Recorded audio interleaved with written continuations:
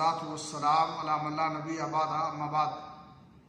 اسلامی بھائیوں، مال جسے انسان انتہائی مشقت اور محنت سے کماتا ہے اور خون پسینہ بہا کر کے اسے حاصل کرتا ہے، اس سے انسان کو بے پناہ محبت ہوتی ہے اور ہونی بھی چاہیے۔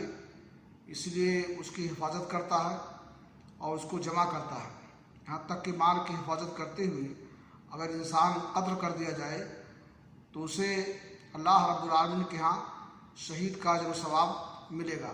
صحیح بخاری شریف کی حدیث ہے، رسول اکرم صلی اللہ علیہ وسلم نے فرمایا، من قتل دون مالہ فہو شہید، جو شخص اپنے مال کی حفاظت کرتے ہوئے قتل کر دیا جائے تو وہ شہید ہوگا، یعنی اللہ رب العالمین کے ہاں اسے شہید کا اجر و ثواب ملے گا۔